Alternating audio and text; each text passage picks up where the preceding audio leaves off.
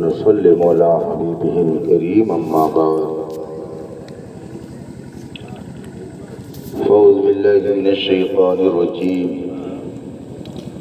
بسم الله الرحمن الرحيم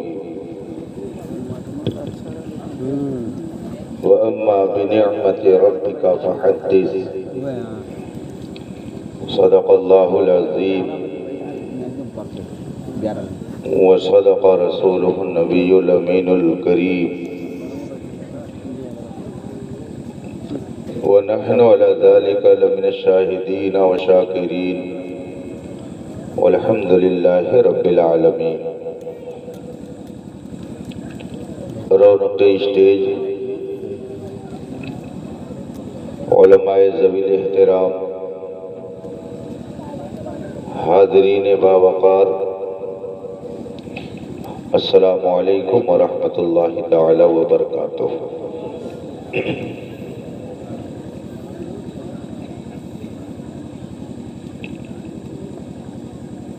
یہ اجلاس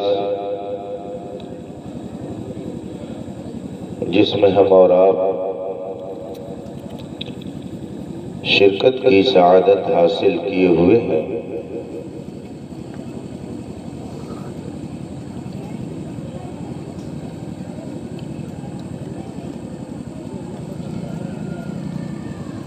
مصطفیٰ جان رحمت سرور کائنات فخر موجودات علیہ تحیت و ثنا کی یاد میں آپ سب نے اسے منعقد کیا ہے.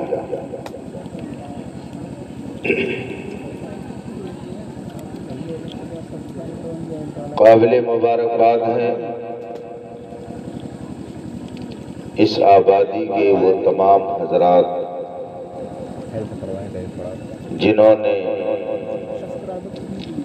اس محفل کو سجایا اور مصطفیٰ جان رحمت صلی اللہ علیہ وسلم کی غلامی کا ثبوت دیا.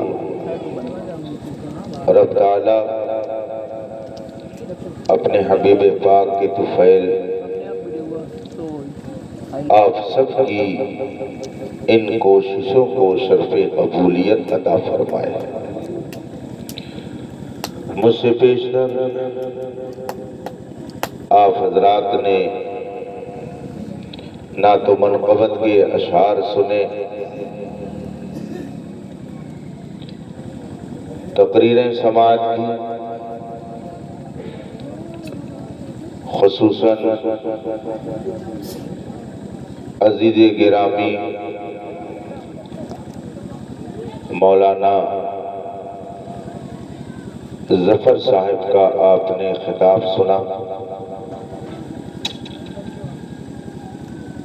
ایمان و عقیدے میں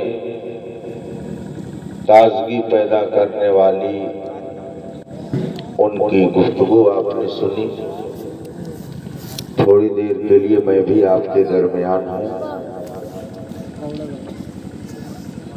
جماعت اہل سنت کے مشہور اور عظیم عالم دین حضرت علامہ مولانا عبد الرحمن صاحب دامہ ظلہ العالی کے حکم کی تعمیل میں میں آپ کے درمیان حاضر ہوں. نہ کوئی لمبا چوڑا خطاب ہوگا، نہ آپ کا زیادہ قیمتی وقت لیا جائے گا. تھوڑی دیر یوں ہی سنجیدہ ماحول بنا کر تشریف رکھیں اور اللہ و رسول کے ذکر سے اپنے دل کی دنیا کو آباد کریں. مگر آئیے سب سے پہلے مصطفیٰ جان رحمت سرور کائنات علیہ تحیت و ثنا کی بارگاہ قدس میں درود و سلام کا نذران عقیدت پیش کریں اور پڑھیں. اللہم صلی علی سیدنا و مولانا محمد معدن الجود والکرم وآلہ الکرام اجمعین۔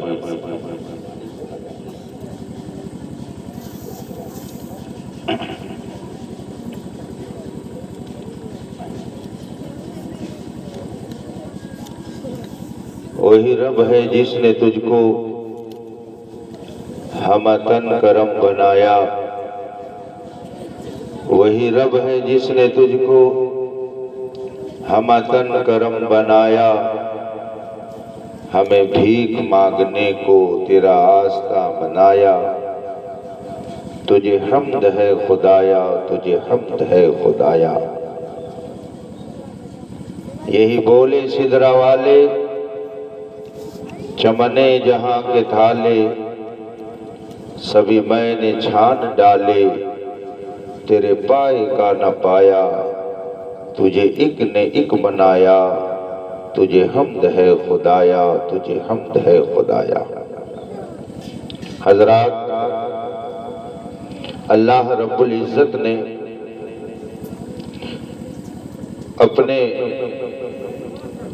بے پناہ کرم و فضل سے ہمیں اور آپ کو دولت ایمان عطا فرمائی۔ اس وقت دنیا بھر میں تقریباً 7 سے 8 ارب آبادی انسانوں کی پائی جاتی ہے۔ دنیا کی اتنی بڑی آبادی میں 1.5 سے 2 ارب لوگ ایسے ہیں جو رسول پاک کا کلمہ پڑھتے ہیں۔ بقیہ جتنی آبادی ہے وہ سب رسول پاک صلی اللہ علیہ وسلم کے کلمے کا انکار کرتی ہے، اور 1.5 سے 2 ارب آبادی جو کلموں کی ہے ان میں بھی آپ اچھی طرح سے جانتے ہیں۔ کوئی کلمہ پڑھتا ہے، اس کے باوجود اللہ کی شان میں نازیبہ باتیں کہتا ہے۔ کوئی کلمہ پڑھتا ہے، انبیاء کرام کی شان میں غلط الفاظ استعمال کرتا ہے۔ کوئی کلمہ پڑھتا ہے، قرآن پاک پر چینی کرتا ہے۔ کوئی کلمہ پڑھتا ہے، قرآن پاک کے نٹا دینے کا عقیدہ بھی رکھتا ہے۔ کوئی کلمہ پڑھتا ہے مگر جنت و جہنم کا انکار کرتا ہے۔ کلمہ پڑھنے والے اس طرح کے بے شمار لوگ ہیں جو 1.5 سے 2 ارب آبادی کے اندر پائے جاتے ہیں۔ لیکن وہ بندہ بڑا خوش نصیب ہے کہ جو کلمہ طیبہ پڑھتا ہو اور ساتھ ہی ساتھ وہ اللہ تبارک و تعالیٰ کی شان اور اس کی عظمت پر ہی عقیدہ رکھتا ہو، رسول پاک صلی اللہ علیہ وسلم کی تعظیم اور ان کا احترام بھی اس کے دل میں پایا جاتا ہو، انبیاء کرام علیہ السلام کی تعظیم اور توقیر بھی اس کے اندر ہو، قرآن پاک کے بارے میں ہی اس کا عقیدہ ایسا ہو کہ کوئی کمی بیشی قیامت تک کسی کے اندر کرنے کی بات نہیں ہے، کلمہ پڑھتا ہو، اللہ کے محبوبوں کو مانتا ہو، کلمہ پڑھتا ہو، رسول پاک کے صحابہ پر بھی دل و جان قربان کرنے والا ہو، کلمہ پڑھتا ہو، اہل بیت کی محبت بھی اس کے دل میں پائی جاتی ہو، کلمہ پڑھتا ہو اور ائمہ مجتہدین کے دمن سے بھی وابستہ ہو۔ اگر آپ جائیں تو آپ اسی نتیجے پر پہنچیں گے کہ جس کو اللہ نے ان ساری خوبیوں سے نوازا ہے وہ صرف اہل سنت و جماعت ہے۔ پوری دنیا کے اندر اہل سنت و جماعت ہی وہ کلمہ پڑھنے والا گروہ ہے جو اللہ کی شان میں کبھی نازیبا کلمہ نہیں بولتا ہے، رسول پاک صلی اللہ علیہ وسلم کی تعظیم بھی وہ دل و جان سے کرتا ہے، کسی نبی کی شان میں گستاخی نہیں کرتا ہے، کسی ولی کی بارگاہ میں بے ادبی نہیں کرتا ہے۔ تعظیم کا یہ معاملہ ہے کہ قرآن کا جزان بھی وہ چومنے میں اپنے لیے محسوس کرتا ہے۔ احترام کا یہ عالم ہے کہ اگر کسی اللہ والے کے آستانے سے گزر جائے تو اگر اس کے پاس ٹائم نہ ہو تو دور ہی سے السلام علیکم کہہ کر کے گزرتا ہے۔ تعظیم کا یہ جذبہ، محبت کا یہ جذبہ اللہ نے عطا کیا ہے تو ہم اہل سنت و جماعت کو عطا کیا۔ آپ اگر رسول پاک کا میلاد کریں اس دنیا میں اعتراض کرنے والے مل جائیں گے، لیکن جواب دینے والا صرف اہل سنت و جماعت کا میں ملتا۔ ایک شخص نے بہت پہلے ایک بڑے عالم سے یہی بات تھی کہ میلاد پاک رسول اللہ صلی اللہ علیہ وسلم کے زمانے میں نہیں منایا جاتا تھا، اور جو کام رسول پاک کے زمانے میں نہ ہو بعد میں کیا جائے وہ بدعت ہے، وہ جائز نہیں ہے، آپ لوگ میلاد کیوں کرتے ہیں؟ بہت شاندار جواب دیا انہوں نے۔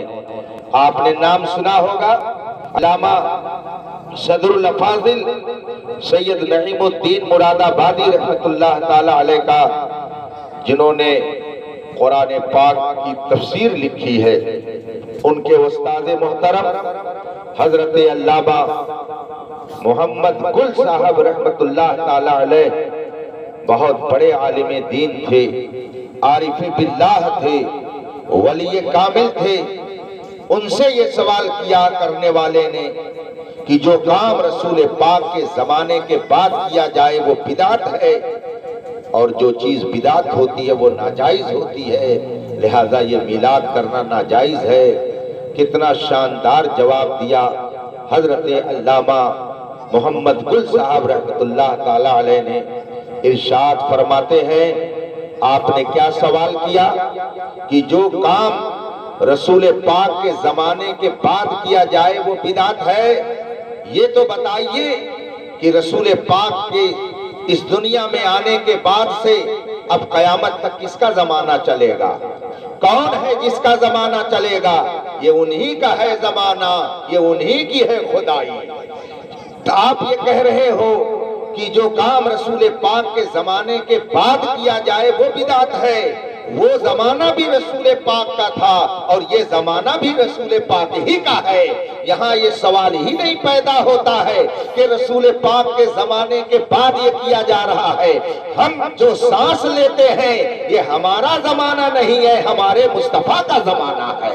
ہم جو سانس لے رہے ہیں یہ ہماری حکومت نہیں ہے، ہمارے آقا کی حکومت ہے۔ ہم جو جی رہے ہیں یہ ہمارا کمال نہیں ہے، میرے مصطفیٰ کی عنایت ہے۔ یہ انہی کا ہے زمانہ، یہ انہی کی ہے خدائی، پڑے جب کوئی مصیبت تو حضور کی دعائی۔ ہر زمانہ میرے مصطفیٰ کا زمانہ ہے، ہر وقت مصطفیٰ کا وقت ہے، بلکہ یہ کل کائنات بھی میرے مصطفیٰ کی ہے۔ اعلیٰ حضرت فرماتے ہیں، زمین و زمان تمہارے لیے، مکین و مکان تمہارے لیے، چنین و چنا تمہارے لیے، بنے دو جہاں تمہارے لیے، ہم آئے یہاں تمہارے لیے، اٹھے بھی وہاں تمہارے لیے۔ آپ کہیں گے یہ کیسے؟ آئیے میں آپ کو سمجھاتا ہوں اور آپ کو میں بتاتا ہوں کہ یہ زمین و زمان اور یہ کائنات کیسے میرے مصطفیٰ کی ہے۔ انسان کئی چیزوں سے بنا ہے۔ آپ کہیں گے آگ، پانی، مٹی، ہوا، ان چار چیزوں سے اللہ نے انسان کو بنایا ہے۔ آگ، پانی، مٹی، ہوا، ان چاروں کا مجموعہ ہے انسان، انہی سے انسان کو بنایا گیا۔ اور سب سے پہلے انسان کا نام حضرت، آپ بتائیے نا ذرا سا، حضرت آدم علیہ السلام ہے۔ سب سے پہلے انسان حضرت آدم، اور پھر سلسلہ وہاں سے چلا جو آپ تک پہنچا ہوا ہے۔ آپ پیدا ہوئے، آپ کے اوپر آپ کے ابا کا احسان، ان کے اوپر ان کے ابا کا احسان، ان کے اوپر ان کے ابا کا احسان، اور چلے جائیے حضرت آدم علیہ السلام تک۔ تو اب آپ کو کہنا پڑے گا کہ جتنے انسان ہیں یہ سب ایک دوسرے سے جڑے ہوئے ہیں. ہم اپنے والد کے ذریعہ آئے, والد والد کے ذریعہ آئے, والد والد کے ذریعہ آئے, اور یہ سلسلہ حضرت آدم تک چلا گیا. اب ہم نے حضرت آدم سے پوچھا, اے آدم آپ کس کے ذریعہ آئے؟ اے آدم آپ کس کے ذریعہ پیدا ہوئے؟ اے آدم آپ کیسے وجود میں آئے؟ تو حضرت آدم کی طرف سے جواب دیا جائے گا, یہ تو اپنے نبی سے پوچھو, تیرے نبی نے تو بہت پہلے بتا دیا ہے. کن تو نبی آدم بین الماء والطین, میں اس وقت بھی نبی تھا جب آدم ابھی وجود میں نہیں آئے تھے. گویا آدم بھی یہ کہہ رہے ہیں کہ میں اگر آیا ہوں تو نبی آخر الزمان کے صدقے میں آیا, میں اگر وجود پا رہا ہوں تو مصطفیٰ جان رحمت کے صدقے میں. گویا حضرت آدم نے بھی یہ فیصلہ کر دیا کہ میں آیا تو حضور کے صدقے میں. لیکن ابھی بات نہیں پوری ہو رہی ہے. حضرت آدم کو بنایا گیا کس کے ذریعہ؟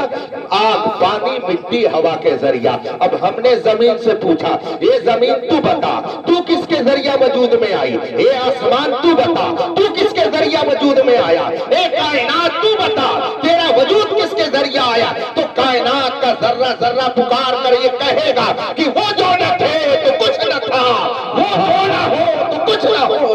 جان ہے وہ جہان کی, جان ہے تو جہان ہے. زمین کہے گی کہ ہمارا وجود مصطفیٰ کے صدقے میں ہے. آسمان کہے گا ہمارا وجود مصطفیٰ کے صدقے میں ہے. کائنات پکارے گی وہ جو نہ تھے تو کچھ نہ تھا, وہ جو نہ ہو تو کچھ نہ ہو. جان ہے وہ جہان کی, جان ہے تو جہان. سبحان اللہ, سبحان اللہ. نعرہ تکبیر, نعرہ رسالت, سبحان اللہ. جان کی بات آ گئی ہے تو ذرا اس کو بھی آپ سن لیجئے. جان ہر ایک کے جسم میں ہے, سب کے جسم میں جان ہے. کوئی جان سے خالی اس وقت یہاں پر موجود نہیں ہے. لیکن یہ بتائیے, کیا آپ میں سے کوئی مجھے یہ بتا سکتا ہے کہ اس کی جان جسم کے کس حصے میں ہے؟ اس کی جان آنکھ میں ہے کہ کان میں ہے کہ ناک میں ہے کہ منہ میں ہے کہ پیر میں ہے کہ ہاتھ میں ہے؟ جان کہاں ہے آپ بتا سکتے ہیں؟ کہاں رکھی ہوئی ہے؟ حالانکہ جان کے بغیر یہ نہیں ہل سکتی, جان کے بغیر یہ انگلی ہل نہیں سکتی ہے, جان کے بغیر یہ آنکھ دیکھ نہیں سکتی ہے, جان کے بغیر یہ کان سن نہیں سکتا ہے. بہت سارے لوگوں کو شبہ ہوتا ہے کہ جب آدمی دنیا سے چلا جاتا ہے تو کہاں سنے گا. اسی لیے کچھ لوگ غلط فہمی کا شکار ہو گئے کہ جب آدمی قبر میں چلا گیا تو تم کیوں جاتے ہو وہاں فاتحہ پڑھ کے اس کو پکارتے ہو؟ وہ تو تمہاری پکار کو سن ہی نہیں سکتا ہے, وہ تو مر گیا ہے. میں آپ سے پوچھنا چاہتا ہوں, آپ بتائیے, آنکھ دیکھنے کا کام کرتی ہے, زبان بولنے کا کام کرتی ہے, ہاتھ اور پیر پکڑنے کا کام کرتے ہیں, تو جب آدمی کی جان آدمی کے جسم سے نکل جاتی ہے تو بتائیے آنکھ موجود رہتی ہے کہ نہیں رہتی ہے؟ کان اپنی جگہ پہ رہتا ہے کہ نہیں رہتا ہے؟ ہاتھ اپنی جگہ پہ رہتا ہے کہ نہیں رہتا ہے؟ زبان اپنی جگہ پہ تو رہتی ہے نا. یہ ساری چیزیں موجود ہیں. آپ کہتے ہو کہ کان سنتا ہے, تو جب روح نکل گئی تب بھی تو کان موجود ہے, اب کیوں نہیں سن رہا ہے؟ اگر آنکھ دیکھتی ہے تو پہلے بھی آنکھ موجود تھی, اور جب روح نکل گئی تب بھی آنکھ موجود ہے. اگر آنکھ ہی کا کمال تھا تو آپ اب آنکھ کیوں نہیں دیکھ رہی ہے؟ کان کیوں نہیں سن رہا ہے؟ ہاتھ کیوں نہیں چل رہا ہے؟ پیر کیوں نہیں آگے بڑھ رہا ہے؟ زبان کیوں نہیں کھل رہی ہے؟ زبان تو پہلے بھی موجود تھی اور زبان اب بھی موجود ہے. آپ بتائیے کیوں نہیں بولتی ہے؟ کیوں نہیں آنکھ دیکھتی ہے؟ کیوں نہیں کان سنتا ہے؟ کیوں نہیں پیر چلتا ہے؟ کیوں نہیں ہاتھ ہلتا ہے؟ آپ کہہ تو رہے تھے کہ آنکھ دیکھ رہی ہے, کان سن رہا ہے, سب موجود ہے مگر سب بیکار ہے. اس لیے آپ کو یہ سمجھ لینا چاہیے کہ بظاہر آنکھ دیکھتی ہے مگر دیکھنا حقیقت میں روح کا کام ہے. بظاہر کان سنتا ہے مگر سننا حقیقت میں کان کا کام نہیں ہے بلکہ روح کا کام ہے. چلتا بظاہر پیر ہے مگر حقیقت میں پیر نہیں چلتا ہے بلکہ روح چلتی ہے. ہاتھ ہلتا ہے بظاہر लेकिन हकीकत में इसके अंदर कमाल रूह का है। और दुनिया की मुस्लिम तो मुस्लिम, गैर मुस्लिम कौमों से जाकर के पूछिए तो वो भी कहेंगे कि भैया रूह नहीं मरती है। आप अगर न जानते हो तो जान लीजिए कि अगर कोई गैर मुस्लिम मर जाता है तो उसके घर वाले 10 दिन के बाद 10वां करते हैं कि नहीं करते हैं, 13वीं करते हैं कि नहीं करते हैं। इस 13वीं का मकसद क्या होता है, वो क्यों 13वीं करते हैं? इसलिए कि वो भी ये जानते हैं कि कुछ खिला पिला दो ताकि उसको कुछ पहुंच जाए। गोया उनके यहाँ भी ये अकीदा है कि रूह मरती नहीं है बल्कि रूह जिंदा रहती है। एक गैर मुस्लिम का ये अकीदा है कि रूह जिंदा है। हम मुसलमानों का तो अकीदा ही है कि रूह जिंदा है, रूह मरती नहीं है। और जब देखने का काम रूह का है, सुनने का काम रूह का है, चलने का काम रूह का है, पकड़ने का काम रूह का है, तो रूह चाहे इस जिस्म में रहे तब भी अपना काम करेगी, और बगदाद में रहे तब भी अपना काम करेगी, अजमेर में रहे तब भी अपना काम करेगी, किछौछा में रहे तब भी अपना काम करेगी, और अगर बरेली में रहे तब भी अपना काम करेगी। जब इन ट्रांसफार्मरों का ये हाल है तो जो पावर हाउस मदीने में है वल्लाह वो सुन लेंगे, फरियाद को पहुंचेंगे। इतना भी तो हो कोई जो आह करे दिल से। जब इन बाजारों में आराम फरमा हमारी आवाज को सुन सकते हैं तो मदीने के आका तो बेलाशुबा हमारी पुकार है। सुभान अल्लाह, सुभान अल्लाह, जिंदाबाद। बात जरा दूर चली गई थी, ये जुमले मोतरजा था। नींद तो नहीं आ रही है ना? थोड़ा सा वक्त आप लोगों का लूंगा। मैं नूर साहब की तरह नूर बिखेरने वाला नहीं। हमारे लौंडे छोड़ करके भाग के चले गए। इनको नूर साहब की नूरानियत ज्यादा भा रही थी। रसूल पाक की नूरानियत को आप दिल की आंखों से देखते रहिए। मदीने से रिश्ता मजबूत रखिए। मदीने से जिसका रिश्ता मजबूत रहता है उसका मामला ठीक ठाक रहता है, और जिसका रिश्ता वहां से कट जाता है तो समझ लीजिए कि मामला गड़बड़ हो जाता है। अब आप कहेंगे कि हजरत आप कैसे ये फैसला करेंगे कि किसका रिश्ता कटा हुआ है और किसका रिश्ता जुड़ा हुआ है? तो मैं आपको बहुत आसान बात बता देता हूँ, उससे आप खुद समझ जाएंगे कि किसका रिश्ता जुड़ा हुआ है और किसका रिश्ता कटा हुआ है। ये हजरत मौलाना मोहब्बत अली साहब बैठे हैं, ये सरापा मोहब्बत है। जिसको मारेंगे तो वो भी कहेगा वो मोहब्बत ने मारा है। ये है वो मोहब्बत साहब। चलिए खैर, मोहब्बत में बहुत सारे लोग मर जाते हैं। ये हजरत अल्लामा, माफ कीजिएगा अगर मैंने कोई गुस्ताखी कोई गलत बात तो नहीं कह दी ना? अरे भाई तो लोग हंसे लागे तो हम समझें कि हमारी बतिया खराब लगत थी। हाँ, गलत तो नहीं बोली था कुछ? हाँ तो ठीक है। चलिए खैर, दरूद शरीफ पढ़ लीजिए। अल्लाहुम्मा सल्ली अला सय्यदना व मौलाना मुहम्मद मादनी जूद वल करम वालिहि किराम अजमईन। हमारा अल्हम्दुलिल्लाह आप सब से रिश्ता बहुत मजबूत है, वरना हम बुलाए न गए होते और आप यहाँ पर बैठे न होते। अगर ये रिश्ता मजबूत न होता तो मेरे आने पर ये स्टेज खड़ा न हुआ होता और मुझे सलाम न किया होता। ये रिश्ता हमारा बना हुआ है, खुदा करे कि यहाँ से लेकर वहाँ तक बना रहे। और खासकर मौलाना मोहब्बत अली साहब से तो जरूर बनाए रहिएगा, इसलिए कि ये मारेंगे भी तो कहा जाएगा मोहब्बत ने मारा है। ये वो प्यारा नाम है। अल्लाह न करे कि ऐसी नौबत आए आपकी इनसे बनती हो तो जब कहीं ये मिलेंगे आप कहेंगे हजरत अस्सलाम वालेकुम। कहीं जा रहे होंगे आप बैठे होंगे, आप ताज़ीम में इनकी खड़े हो जाएंगे। आप अगर कहीं इनके बारे में दो चार जुमला किसी से सुनेंगे तो आप तारीफ के जुमले और कह देंगे, हाँ बहुत नेक हैं, शरीफ आदमी हैं। दो चार जुमले आप भी बोल देंगे। कहीं भी मिलेंगे आप सलाम करेंगे, मुसाफा करेंगे। बैठे होंगे आप, ये पहुंचेंगे आप खड़े हो जाएंगे। ये आपकी अलामत है कि आप अभी इनसे अपना ताल्लुक बनाए हुए हैं। लेकिन अगर खुदा न खास्ता बिगड़ जाए, हालांकि मोहब्बत से बिगड़नी नहीं चाहिए किसी की, अगर मान लीजिए बिगड़ जाए तो मोहब्बत उधर जाएगी और अदावत इधर जाएगी। कल तक बनती थी तो अगर ये कहीं मिल गए हमने इनको सलाम कर लिया, बैठे थे हम, इनको हमने देखा हम खड़े हो गए, मुसाफा भी कर लिया, दस्तबोसी भी कर ली, ये सब बनने की अलामतें थी। और जब बिगड़ गई तो सलाम भी बंद, कलाम भी बंद। इससे पता क्या चला कि जब तक किसी की किसी से बनती है तो उसका सलाम भी जारी रहता है, उसका कलाम भी जारी रहता है, और जब अनबन हो जाती है तो सलाम भी बंद हो जाता है और کلام بھی بند ہو جاتا ہے۔ مجھے کہنے کی ضرورت نہیں ہے، آپ خود فیصلہ کر لیجئے۔ اے سنیوں، اپنی قسمت پر ناز کرو کہ اعلیٰ حضرت کے صدقے میں آپ کا سلام بھی جاری ہے، آپ کا کلام بھی جاری ہے۔ یہی بات کی علامت ہے کہ ہمارا رشتہ نبی سے ٹوٹا نہیں ہے بلکہ مضبوط ہے۔ اسی لیے ہم اپنے نبی پر درود و سلام بھیج کر کے اپنی محبتوں کا اظہار سبحان اللہ سبحان بات اللہ۔ سمجھ میں آ رہی ہے کہ نہیں آ رہی ہے؟ ہاں، اس میں جھگڑنے کی ضرورت نہیں ہے۔ آدمی خود اپنی پہچان ہوتا ہے، آدمی خود اپنے کردار سے بتائے گا کہ رشتہ نبی سے ہمارا جڑا ہے یا ٹوٹا ہوا ہے۔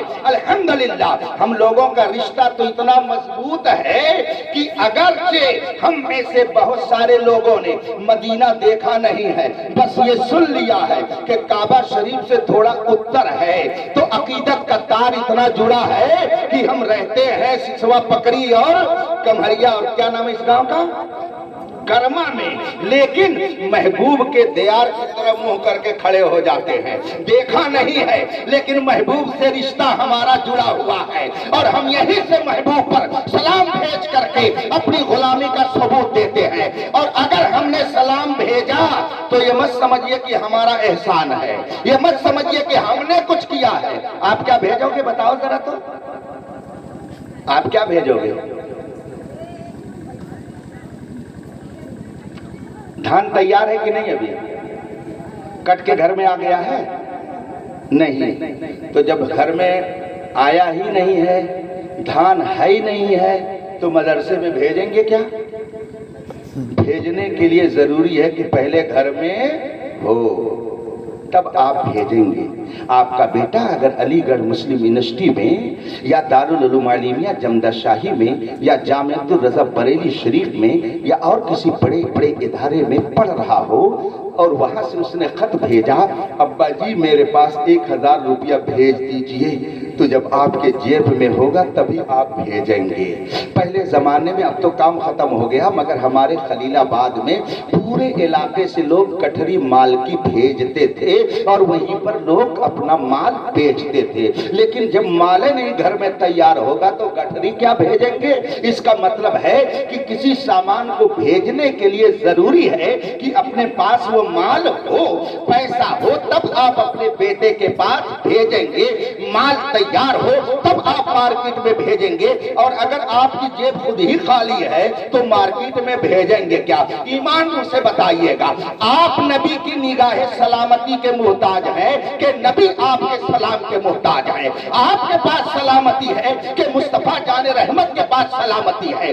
آپ کیا نبی کے پاس بھیجیں گے؟ آپ تو خود نبی کی نگاہ سلامتی کے محتاج ہیں، آپ کیا نبی کے پاس بھیجیں گے؟ آپ کے پاس تو کچھ بھی نہیں ہے، جو کچھ ہے رحمت للعالمین کا صدقہ ہے۔ آپ جو نبی پر سلام بھیجتے ہیں یہ آپ کا احسان نہیں ہے، یہ ان کا احسان ہے کہ انہوں نے آپ کو سلام بھیجنے کی توفیق عطا فرمائی ہے۔ جسے چاہا اپنا بنا لیا، جسے چاہا در پہ بلا لیا۔ یہ بڑے کرم کے ہیں فیصلے، یہ بڑے نصیب کی بات ہے، یہ مقدر کی بات ہے کہ جو ولادت مصطفیٰ کی خوشی میں میلاد منائے۔ یہ قسمت کی بات ہے کہ نبی کے ولادت کی تاریخ آئے تو جھنڈے اور قمقمے لگائے۔ بہت سارے لوگ اچھا مشورہ دینے کے لیے تیار ہو جاتے ہیں، کہتے ہیں ارے بھائی تم گھروں پہ اتنے سارے قمقمے لگا رہے ہو، اتنے سارے جھنڈے لگا رہے ہو، اگر یہی پیسہ تم کسی غریب کو دے دیتے تو اس کا کچھ بھلا ہو جاتا۔ بڑا بڑھیا مشورہ دیتے ہیں، لیکن اگر دیکھیے تو ان کے ہاتھ میں کم سے کم 50,000 کا سعودیہ والا موبائل ہوگا، ان کے ہاتھ میں 75,000 کا موبائل رہتا ہے، اور 1,000 روپے میٹر کا کرتا وہ پہن کر کے گھومتے ہیں، اور 5,000 کا جوبہ پہنے رہتے ہیں۔ 500 کے جوتے سے کام چل جائے گا، مگر 10,000 کا جوتا پہن کر کے چلتے ہیں۔ یہی لوگ مشورہ دیتے ہیں، ارے بھائی آپ نے قمقمہ کیوں لگا دیا؟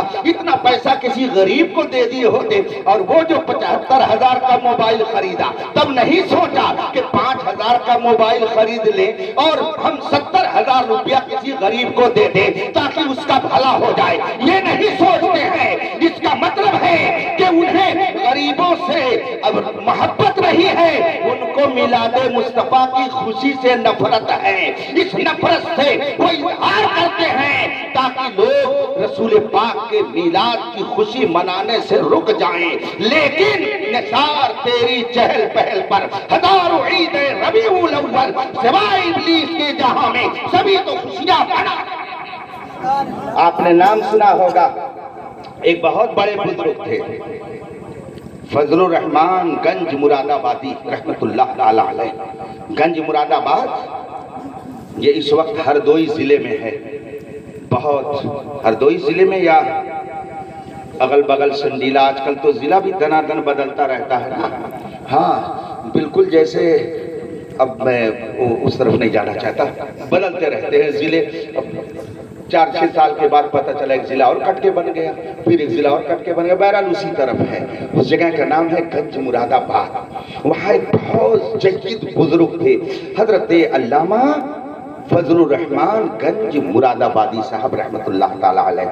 ان کے سامنے کسی نے سوال کیا، حضور یہ بتائیے کہ کیا رسول پاک کے زمانے میں بھی میلاد ہوتا تھا؟ انہوں نے کہا ہاں۔ کہاں میلاد ہوتا تھا؟ کہا ارے بھائی تم نے غور نہیں کیا، رسول پاک کے زمانے میں صحابہ میلاد پڑھتے تھے۔ کہا کیسے میلاد پڑھتے تھے؟ کہا اچھا یہ بتاؤ کہ جو لوگ میلاد پڑھتے ہیں وہ میلاد میں بیان کیا کرتے ہیں، میلاد کی محفل میں کیا ذکر کرتے ہیں؟ تو اب سوال کرنے والے نے جواب دیا، میلاد کی محفل میں رسول پاک کی ولادت کا ذکر کرتے ہیں، رسول پاک کی فضیلت بیان کرتے ہیں، یہی سب میلاد میں ہوتا ہے۔ تو حضرت علامہ فضل الرحمان گنج مراد آبادی صاحب نے فرمایا تو مجھے یہ بتاؤ کہ اگر یہ کام آج ہو رہا ہے تو کیا صحابہ کچھ اور کرتے تھے کیا؟ جب صحابہ کسی ملک میں جاتے، جب صحابہ کسی شہر میں جاتے تو اس شہر والوں کو دین کی جب تبلیغ کرتے تھے تو کیا کہتے تھے؟ ان سے ان کے سامنے کیا بات بیان کرتے تھے؟ وہ صحابہ یہی تو کہتے تھے سامنے والے سے کہ مکہ میں ایک نبی پیدا ہوئے ہیں، ہاشمی گھرانے میں پیدا ہوئے ہیں، حضرت آمنہ کی گود میں پیدا ہوئے ہیں، انہوں نے نبوت کا دعویٰ کیا ہے، اللہ کی طرف سے ان پر قرآن نازل ہوتا ہے، ان کا چہرہ 14ویں کے چاند سے بھی زیادہ خوبصورت ہے، ان پر ایمان لے آؤ اللہ تمہیں جنت عطا کرے گا۔ صحابہ یہی تو بتاتے تھے، جب کسی قوم کے پاس جاتے تھے یہ میلاد نہیں تو کیا ہے، بس فرق یہ ہے کہ جب تم میلاد کرتے ہو تو بتاشا بانٹتے ہو، اور جب صحابہ میلاد کرتے تھے تو اپنا سر بانٹا کرتے تھے۔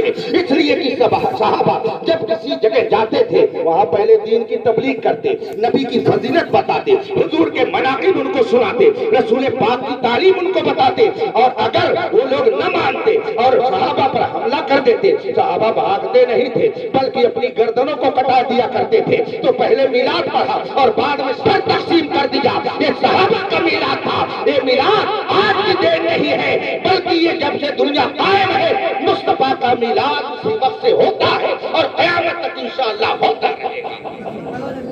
رفیقان محترم، میں یہاں سے چلا تھا کہ حضرت آدم علیہ السلام آگ پانی مٹی ہوا سے بنائے گئے، ہمارے اور آپ کے اندر روح ہے، لیکن یہ بتائیے روح کہاں ہے، ہاتھ میں کہ پیر میں؟ کہ اس کا تعلق پورے جسم سے ہے، پورے۔ اس کا مطلب کیا ہے کہ روح جسم میں ہے لیکن ایسا نہیں ہے کسی ایک جگہ سے اس کا تعلق نہ ہو بلکہ ہر جگہ سے اس کا تعلق ہے نا۔ اچھا کسی نے دیکھا ہے؟ نہیں، کسی نے نہیں دیکھا ہے، اور اس کو یقین ہے کہ میرے جسم میں روح ہے، اس سے بھی کسی کو انکار، مگر کہاں اسپیشل ہے وہ کسی کو پتا کیا چلا کہ اس جسم میں سارا کیریکٹر روح ہی کا ہے۔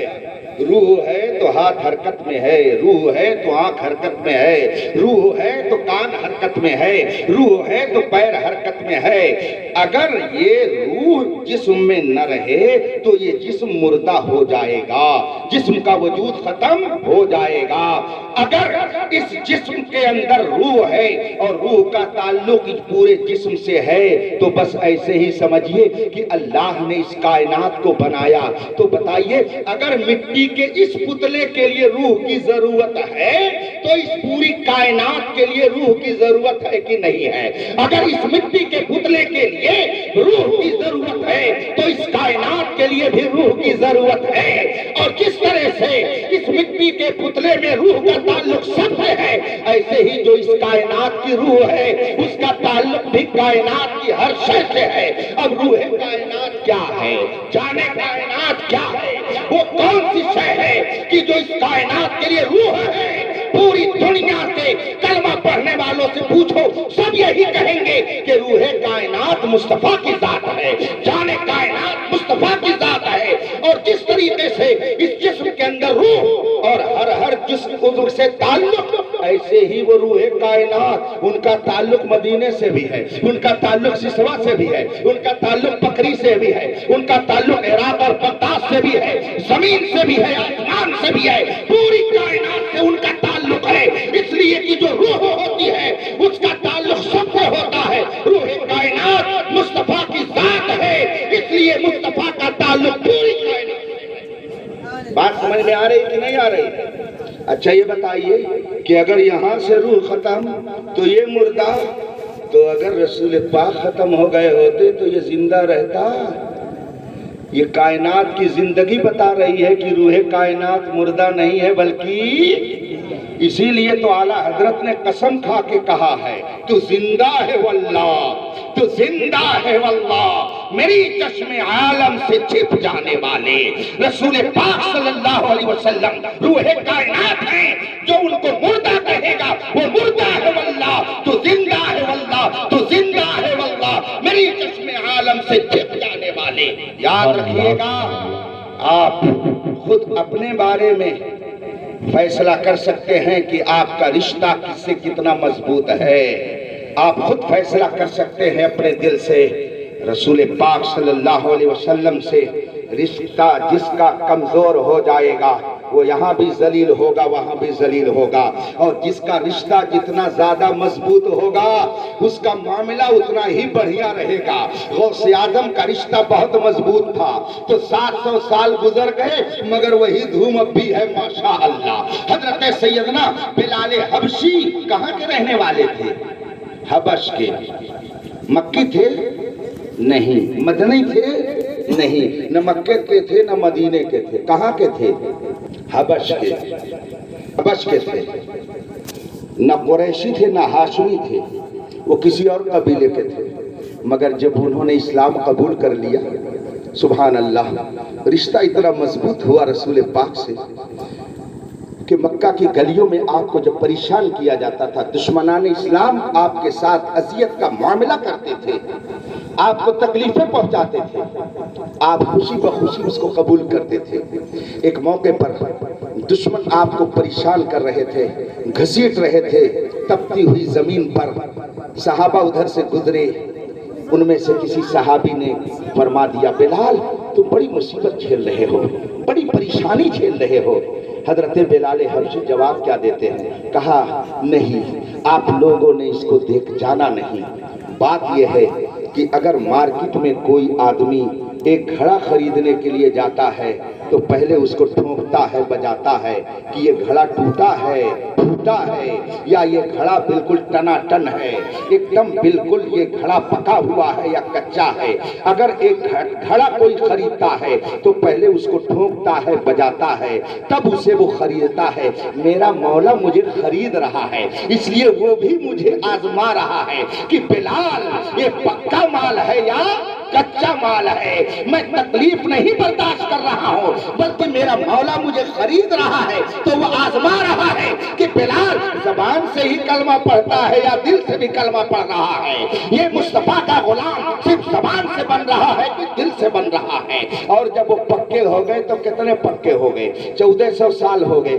آپ میں سے ہو سکتا ہے بہت سارے لوگوں نے خانہ کعبہ کی زیارت کی ہوگی، گنبد خضرا کا دیدار کیا ہوگا، مسجد نبوی میں حاضری دی ہوگی۔ الحمدللہ اس فقیر نے متعدد بار حاضری دی ہے، میں نے اپنی آنکھوں سے خود دیکھا ہے۔ یہ روضہ رسول ہے، 2 گنبد خضرا ہے، اور گنبد خضرا کے بغل میں جو صحن ہے وہاں سے پورب کی طرف آپ جب گنبد خضرا سے پورب صحن میں نکلیے اور جب مسجد نبوی میں داخل ہوئیے گا تو وہاں جلی حرفوں میں موٹے موٹے حرفوں میں لکھا ہے باب بلال، یعنی یہ گیٹ کس کے نام سے ہے؟ بلال حبشی کے نام سے ہے۔ مجھے بتائیے بلال حبشی نہ مکی تھے نہ مدنی تھے نہ قریشی تھے نہ ہاشمی تھے، مگر پکے محمدی بن گئے تو آج تک مسجد نبوی کے گیٹ پر ان کا نام جگمگا رہا ہے، اور 1400 سال ہو گئے مگر بلال حبشی کا کسی قوم میں کوئی جواب نہیں بن سکا۔ مجھے بتایا جائے کہ اگر ایک حبشی کا جواب پوری دنیا 1400 سال میں نہیں دے سکتی ہے تو میرے ابو بکر کا کیا جواب ہوگا، عمر کا کیا جواب ہوگا، عثمان کا کیا جواب ہوگا، مولا کائنات کا جواب کون پیش کر سکتا ہے؟ اسی لیے جو سچے دل سے رسول پاک کا غلام ہو جاتا ہے، دنیا اس کو لاکھ مٹانا چاہے وہ خود تو مٹ سکتی ہے مگر نبی کا سچا غلام نہیں بیٹھ سکتا ہے۔ اچھا یہ بتائیے، آدمی اگر کسی سے محبت کرتا ہے تو کس وجہ سے؟ آدمی اگر کسی کو چاہتا ہے تو کس وجہ سے؟ آپ سے میں حکاری بھرا بھرا کر کے نہیں بات کروں گا ورنہ بات لمبی ہو جائے گی۔ تقریباً مجھ کو گفتگو کرتے ہوئے 35-40 منٹ ہو گئے، 10-5 منٹ اور آپ مجھے برداشت کر لیجئے، گھنٹہ بھر ہو جائے گا، میں اپنا راستہ ناپ لوں گا، آپ لوگوں کو بھی چھٹی مل جائے گی۔ آدمی اگر کسی سے محبت کرتا ہے تو کس بنیاد پر؟ آپ اگر کتابوں کا مطالعہ کریں، سائنسدانوں کی کتابیں پڑھیں، دل و دماغ پر ریسرچ کرنے والوں کی تصنیفات اگر آپ پڑھیں گے تو آپ کو یہ معلوم ہوگا کہ آدمی اگر کسی سے محبت کرتا ہے تو اس کی کئی وجہ ہوتی ہے۔ ایک وجہ سب سے بڑی یہ ہوتی ہے کہ آدمی بڑا حسین و جمیل ہے، بڑا خوبصورت ہے، تو دل آدمی کا خود بخود اس کی طرف جھکتا ہوا چلا جاتا ہے۔ آدمی اگر کسی سے محبت کرتا ہے تو محبت کرنے کا سب سے بڑا سبب حسن و جمال ہوتا ہے، اور اگر کسی کے پاس حسن و جمال نہیں ہے لیکن کوئی اور خوبی ہے تب بھی لوگ اس سے محبت کرتے ہیں۔ وہ خوبی کیا ہے کہ وہ کوئی بہت زیادہ خوبصورت نہیں لیکن بڑا سخی ہے، جو چاہتا ہے اس کو دیتا ہے، جو مانگ لے اس کو عطا کر دیتا ہے، کبھی کسی کو اپنے دروازے سے اس نے لوٹایا ہی نہ ہو، تو اگرچہ اس کے پاس حسن نہ ہو لیکن سخاوت جب اس کے پاس ہوگی تو لوگ اس سے محبت کرنے لگیں گے۔ اور اگر فرض کر لیجئے کہ آدمی کے پاس حسن و جمال بھی نہیں ہے، آدمی کے پاس سخاوت کرنے کا جذبہ بھی نہیں ہے لیکن ہے بہت قابل، بڑا علم والا ہے، بڑا فضل والا ہے، بڑی حکمت والا ہے، علم کا خزانہ ہے، تو بھی لوگ اس کے ارد گرد بھیڑ لگا دیتے ہیں اور اس سے محبت کرنے لگتے ہیں۔ اور بھی کچھ سبب ہے کسی سے محبت کرنے کا۔ اب مجھے آپ بتائیے کہ اگر آپ کو یہ بات تسلیم ہے کہ محبت کی جاتی ہے حسن کی بنیاد پر تو میرے مصطفیٰ سے بڑھ کر کے اس کائنات میں حسن والا کون پیدا ہوا ہے؟ حضرت حسان ابن ثابت رضی اللہ تعالی عنہ عرض کرتے ہیں یا رسول اللہ وَأَحْسَنَ مِنْكَ لَمْ تَرَ قَطُّ عَيْنِي وَأَجْمَلَ مِنْكَ لَمْ تَلِدِ النِّسَاءُ خُلِقْتَ مُبَرًّا مِنْ كُلِّ عَيْبٍ كَأَنَّكَ قَدْ خُلِقْتَ كَمَا تَشَاءُ۔ یہ حضرت حسان ابن ثابت صحابی رسول ہیں، حضور کی بارگاہ میں عرض کرتے یا رسول اللہ میری آنکھوں نے آپ سے زیادہ تو حسن و جمال والا کسی کو دیکھا ہی نہیں ہے، اور بھلا دیکھ کیسے سکتی ہے آپ سے زیادہ حسن والا اس کائنات میں کسی ماں نے کوئی بچہ پیدا ہی نہیں کیا ہے۔ بلکہ حضرت حسان کی کیا بات ہے، آئیے حضرت جبریل کی بارگاہ میں پہنچتے ہیں۔ حضرت سیدنا جبریل علیہ السلام کی بارگاہ میں پہنچ کر کے آپ معلوم کریں تو وہاں سے آپ کو پیارا جواب ملے گا۔ حضرت جبریل علیہ السلام نبی کی بارگاہ میں حاضر ہیں، اللہ کے رسول ارشاد فرماتے ہیں اے جبریل تم یہ بتاؤ تم نے زمین و آسمان کو دیکھا ہے، بہت ساری مخلوق کو دیکھا ہے، یہ بتاؤ کہ تم نے مجھے کیسا پایا، کیسا تم نے مجھے دیکھا؟ حضرت جبریل علیہ السلام عرض کرتے ہیں یا رسول اللہ قلت المشارق قلت الارض مشارقها ومغاربها فلم ارى مثلك یا محمد۔ حضرت جبریل عرض کرتے ہیں یا رسول اللہ میں نے زمین کو الٹ پلٹ کر کے دیکھا، آسمان کو الٹ پلٹ کر کے دیکھا، مگر میں نے آپ جیسا کائنات میں کسی کو نہیں پایا۔ اعلیٰ حضرت فرماتے ہیں یہی بولے سدرا والے چمنے جہاں کے تھالے سبھی میں نے چھان ڈالے، تیرے पाया तुझे एक ने एक बनाया तुझे एक ने एक बनाया। ये शान है मेरे मुस्तफा की कि कायनात में उनसे ज्यादा कोई हुस्न वाला नहीं है। तो अगर हुस्न की बुनियाद पर मोहब्बत की जाए तो मेरे आका सबसे ज्यादा इसके हकदार हैं कि कायनात उनसे मोहब्बत करे, और सब करते हैं मोहब्बत। मेरे आका फरमाते हैं कि मुझको सब अल्लाह का रसूल मानते हैं, सब अपना पैगंबर तस्लीम करते हैं, इल्ला मरदतल इंस वल जिन, मगर जो बदमाश इंसान है और जो शरीफ जिन्नात हैं वो मेरा इनकार करते हैं, वरना सब मुझे अपना नबी और अपना पैगंबर मानते हैं। हजरत जिब्रील अलैहिस्सलाम ने अपना अकीदा जाहिर कर दिया कि इस कायनात को मैंने उलट पलट करके देखा, मगर आप जैसा मैंने किसी को नहीं देखा। और सखावत का हाल तो ये है, सुभान अल्लाह सुभान अल्लाह, सखावत का हाल ये है कि अपने तो अपने कोई आ गया, मैं किस किस का जिक्र करूं। कोई दौलत लेने आया, मेरे आका ने ये नहीं फरमाया कि मेरे घर में तो चूल्हे नहीं जलते हैं, मैं तुमको क्या दौलत दे पाऊंगा। हर की जो मांगने आया मेरे मुस्तफा ने उसे अता फरमा दिया। एक सहाबी रसूल थे, बहुत मशहूर वाकया है, मुताद्दिद बार आपने सुना होगा। हजरत जाबिर रज़ी अल्लाह ताला अन्हु का नाम सबकी जबान पर है, ये बड़े मशहूर सहाबी रसूल है। वो अपनी एक बात बयान करते हैं, इरशाद फरमाते हैं कि जब मेरे वालिद का इंतकाल हो गया तो मेरे कुछ छोटे छोटे भाई थे, शहादत हुई थी उनकी, छोटे छोटे भाई थे, और उन्होंने खजूर एक छोड़ा, खजूर का बाग छोड़ा, छोटा सा खजूर का बाग था। हजरत जाबिर फरमाते हैं कि मेरे वालिद जब शहीद हो गए तो मेरे छोटे छोटे भाई एक छोटा सा बाग, और उस पर मेरे वालिद ने बहुत सारे लोगों से कर्जा ले लिया था, उनका कर्जा नहीं चुक रहा था, मैं परेशान था। और जब मेरी समझ में कोई बात नहीं आई तो मैंने रसूल पाक की बारगाह में जाकर के अर्ज कर दिया, या रसूल अल्लाह, मेरे वालिद ने बहुत सारे लोगों से कर्जा ले रखा है और वो कर्जा अदा नहीं हो पा रहा है, मैं करूं तो क्या करूं। मेरे आका ने ये नहीं फरमाया कि कर्जा खाओ तुम, अदा करूं मैं, तुम रसूल लोगों से और मैं अपनी जेब से चल करके दूं। क्या यहाँ कारून का खजाना रखा है क्या कि मैं तुमको उसमें से निकाल करके दे दूं। मेरे आका ने ये नहीं फरमाया, इरशाद फरमाते अच्छा ठीक है, जब तुम्हारी खजूरों के पकने का वक्त आ जाए तब तुम मुझको आके बताना। हजरत जाबिर खजूरों के पकने का इंतजार करने लगे, और जब खजूरें पक गई रसूल पाक की बारगाह में पहुंचते अर्ज करते, या रसूल अल्लाह खजूरें पक गई। मेरे आका ने फरमाया जाओ सारी खजूर को तोड़ करके एक जगह ढेर लगा दो। हजरत जाबिर ने सारी खजूरों को तोड़ा और एक जगह ढेर लगा दिया। मेरे आका के पास आए, या रसूल अल्लाह, मैंने खजूरों को तोड़ करके एक जगह रख दिया है। अब आका सल्लल्लाहु अलैहि वसल्लम दरे दौलत से निकले और उस बाग की तरफ जाने लगे। जब आप बाग में तशरीफ ले गए तो उस खजूर के चारों तरफ आपने चक्कर लगाया और जाकर के खजूर के ऊपर बैठ गए और फरमाया, ए जाबिर, अब जाओ मदीने में ऐलान कर दो, जिसने तुम्हारे बाप को कर्जा दिया है आए और अपना कर्जा लेकर चला जाए। हजरत जाबिर फरमाते हैं, मैंने मदीने की गलियों में जब ऐलान किया, आओ और जिन लोगों ने मेरे बाप को कर्जा दिया है आओ और अपना कर्जा लेकर के चले जाओ। हजरत जाबिर फरमाते हैं, मैंने जो ही ऐलान किया तो लोग बोरा बोरी लेकर के, झोला झोली लेकर के आने लगे और सब लोग बाग में पहुंचने लगे और खजूरें भर भर करके लेके जाने लगे। मैं ऐलान करके आया, बाग में नहीं दाखिल हुआ, बाग के बाहर ही मैं खड़ा हो गया। हजरत जाबिर फरमाते हैं, और मैं वहीं से तमाशा देखने लगा, लोग आ रहे हैं और खजूरें भर भर कर लेकर जा रहे हैं। जब आने जाने वालों का सिलसिला खत्म हुआ, हजरत जाबिर फरमाते हैं, मैंने सोचा कि चल करके देखूं एक आध खजूर बची है कि सब साफ हो गई।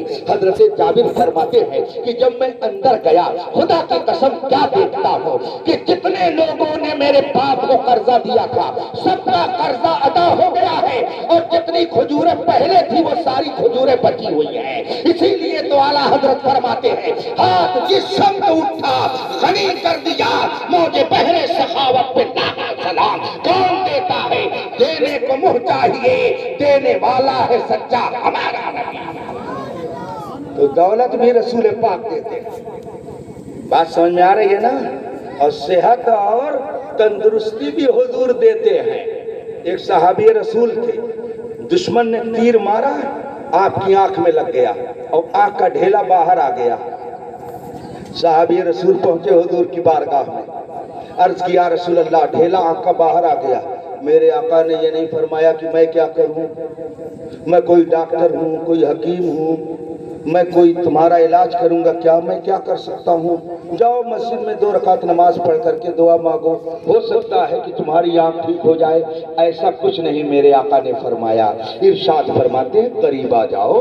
صحابی رسول پاک کے قریب پہنچے، میرے آقا صلی اللہ علیہ وسلم نے اپنا لعاب مبارک نکالا اور ان کی آنکھ میں لگایا اور ڈھیلا وہیں پر سیٹ کر دیا، آپریشن ہو گیا۔